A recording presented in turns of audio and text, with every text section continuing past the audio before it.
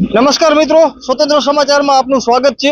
મિત્રો, અત્યારે હું અંજારના ચિત્રકૂટ સર્કલ ઉપર છું અને તમે મારા પાછળ દ્રશ્યોમાં જોઈ શકો છો। અત્યારે જાહેર શૌચાલય છે। આ જાહેર શૌચાલય પુરુષો માટે અને સ્ત્રીઓ માટે બનાવવામાં આવેલું આ શૌચાલય છે। લગભગ અનેક વર્ષો થઈ ગયા આ શૌચાલય મેં તો લગભગ બંધ જ હાલતમાં જોયું છે।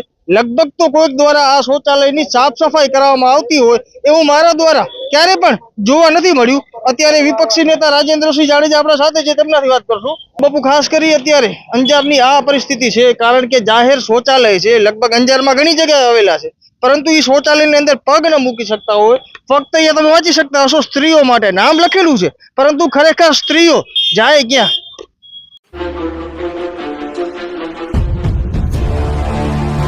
આભાર। પહેલા તો સ્વતંત્ર સમાચારનો ખૂબ ખૂબ આભાર, જે આવા નાના અંજારના નાના પણ પ્રાથમિક મુદ્દાઓને લઈ અને અમારે બોલાવવામાં આવ્યા છે। આપને કહી દઉં કે આ એક મારી ધ્યાનમાં આવેલા જગ્યા છે ચિત્રકૂટ સર્કલ। આવા અંજારમાં અનેક જગ્યા છે કે જ્યાં પબ્લિક હેરાન છે। ચિત્રકૂટ સર્કલ એટલે આપ જાણો છો અંજારનો પ્રાઇમ લોકેશન કહેવાય। અહીં ઓછામાં ઓછી રોજની 200 ફરિયાદો હશે રોજની અવર જવર લોકોની, કે અહીંયા એમને બાથરૂમ જવું હોય તો ખૂબ જ હાલાકી ભોગવવી પડે છે। જી, અત્યારે તો આપને જણાવી દઉં અહીં પબ્લિક ટોયલેટ છે, પણ પબ્લિકને અહીં મૂતરણી બનાવી છે નગરપાલિકા દ્વારા, પણ એની કોઈ પણ જાતની સફાઈ કરવામાં નથી આવતી અને પબ્લિક ખૂબ હેરાન છે। આપને જણાવી દઈ કે અંજારમાં નગરપાલિકાની આવી અનેક શૌચાલયો છે જ્યાં સફાઈ યોગ્ય થતી નથી અને પબ્લિક ખૂબ જ હેરાનગતિ ભોગવી રહી છે અને મોટા મોટા બેનરો એની પાછળ અઢળક ખર્ચ કરવામાં આવે છે। સ્વચ્છ ભારત મિશન ને આ ને તે ને, ખરેખર સ્વચ્છતા અહીં રાખવા જેવી છે। અત્યારે તમે માનશો નહીં, અંજાર નગરપાલિકામાં સ્વચ્છ સફાઈના નામે અનેક રૂપિયાઓ પણ વપરાય છે, પણ એ ક્યાં સફાઈ થાય છે, શું થાય છે, કાંઈ ખબર પડતી નથી। અને મને તો એમ લાગે છે કે આ મારા સુધી આટલી ફરિયાદો આવે છે, કાકા તમે હમણાં ગયા હતા, કેવી છે બાથરૂમમાં? એકદમ ખરાબમાં ખરાબ હાલત છે। આ અંજારમાં લગભગ સમજો ને જેટલી બી જગ્યાએ આ છે બાથરૂમ, એ ક્યારે સફાઈ હોતી જ નથી અને એના માટે લખવામાં આવ્યું છે, પણ એ હંમેશા તાળું જ હોય છે। ક્યારે પણ ઈ નથી જોયું કે આ લેડીઝો માટે ખુલ્લું હોય। આજે લેડીઝોને બહુમાં વધારે તકલીફો આવી રીતના, જેમ કે આપણે હવે અત્યારે સર્કલ છે, બસ સ્ટેન્ડ છે, આજુબાજુમાં છે, તો લેડીઝોને ક્યાંય જવું હોય તો એ સુવિધાઓ આ નગરપાલિકા તરફથી થતી નથી। આજે કેટલા વખતથી આ તાળું લાગેલું પડ્યું હોય, એમને ખોટા ખર્ચા કરી અને આ ઉભું કર્યું હોય। અહીંયા બી બાથરૂમ કરે, આ બાજુ પણ જોવો તો બાજુની સાઈડમાં છે, ત્યાં પણ માણસો પછી શું કરે? હવે આ ભરાયેલું હોય, જવું હોય કોઈને તો શું કરે? પ્રોબ્લેમ હોય તો એટલે આ એક અંજાર નગરપાલિકાને જાણ, હા, મુદ્દો છે આ એક ખરાબનો, 100%। જી, આભાર કાકા। હા, રાજેન્દ્ર, શું પરિસ્થિતિ છે જરાક આપણે? આવી પરિસ્થિતિ તો તમને મેં કીધી અગાઉ। બાપુ, આમ ઝીરો ગ્રાઉન્ડ ઉપર તમે દેખાડો લોકોને, કારણ કે લોકોની ક્યાંક ને ક્યાંક બાપુ આમાં આગ ઉગડે, કાંઈક આમાં ખબર નહીં લોકો શું જોઈ અને એક ચક્રી શાસન તમે જો હાલવા દો। આ જો જગદીશ અહીંયાથી લે, હવે આમાં કઈ રીતે લોકો આમાં જોઈ શકો છો બાથરૂમ જાય કે જોઈ શકો છો અહીંયા ઊભું નથી રહી શકતો કોઈ લોકો, આમાં કઈ રીતે બાથરૂમ જશે?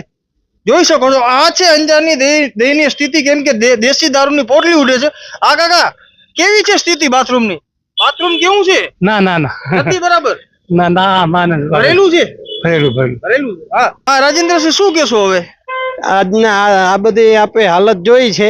હવે હું અંજારની શહેરની જનતાને આપના ચેનલના માધ્યમથી વિનંતી કરું છું, આવી ક્યાંય પણ હાલત હોય તો જે મૂતરણીની જગ્યાએ બારે મૂતરવા જાય છે એ બધાએ પબ્લિકને 2 હાથ જોડી વિનંતી કરું છું, આપ અહીં બહાર ન મૂતરો, નગરપાલિકાના કમ્પાઉન્ડમાં જઈને મૂતરો, એટલે એમને ખબર પડે કે અમારી ભૂલ શું છે।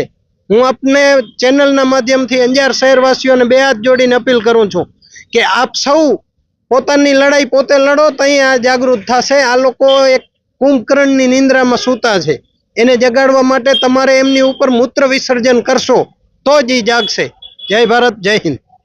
તો મિત્રો, આ છે સ્થિતિ। જો કેટલા વર્ષો જૂના તાળા લાગેલા છે, મારા ખ્યાલથી તો અહીંયા કોઈ આવતું પણ નહીં હોય સાફ સફાઈ કરવા, અને લાખો રૂપિયાનો ખર્ચો કરી, કરોડો રૂપિયાનો ખર્ચો કરી ફક્ત ભ્રષ્ટાચાર કરવામાં આવ્યો છે, એના સિવાય વિશેષ મને કાંઈ જોવા નથી મળતું। બાકી આ રીતની વ્યવસ્થાને લઈ આ ઝીરો ગ્રાઉન્ડ કવરેજ અમે એટલે કરી રહ્યા છીએ કે લોકોમાં કાંઈક જાગૃતિ આવે, કાંઈક આંખ ઉપર જે પટ્ટો બાંધેલો છે એ પટ્ટો દૂર થાય એટલે અમે ઝીરો ગ્રાઉન્ડ યુઝ કરી રહ્યા છીએ. જી, શું નામ છે આપનું? વિક્રમસિંહ ઝાલા. બાપુ, કેવી છે સ્થિતિ? સ્થિતિ આ દેખાય જ છે, જો મૂતેણ ક્યાં છે જ સાંઈ. જી, કેટલા ટાઈમ થી આવું આવું નવું કેટલા ભાઈ 2-3 વર્ષથી આમ નામ છે, રીતે કઈ કરતા જ નથી. આમાં કઈ રીતે હા, પણ શું કરે પણ માણા, બોલો. અહીં પરિસ્થિતિ જેવી છે, કઈ જોતા જ નથી, કોઈ કઈ કરાવતા નથી, કઈ કામ. કરોડો રૂપિયાના ખર્ચા કર્યા છે, તાળા મારેલા છે. તાળા મારી દીધા છે, વેલા તાળું લાગ્યું ને 2 વર્ષ થવા આવ્યા આજકાલ. બાપુ, આજે તમે ઘરે કાંઈક રૂમ બનાવો છો તો શોભા માટે બનાવશો કે એનો ઉપયોગ પણ કરશો? ઉપયોગ કરવા માટે જોઈ ને. જી, અત્યારે શું સંદેશ દેશો તમે? શું સંદેશો દેવી આ લોકોને? હવે કઈ છે જ નહીં, કોઈને પડી જ નથી કઈ આ લોકોને. તો બાપુ, લોકોને જાગૃત થવું પડશે ને. લોકોને 100% જાગૃત થવું પડે. આમ તો લોકોને લઈને તમે શું સંદેશ દેશો?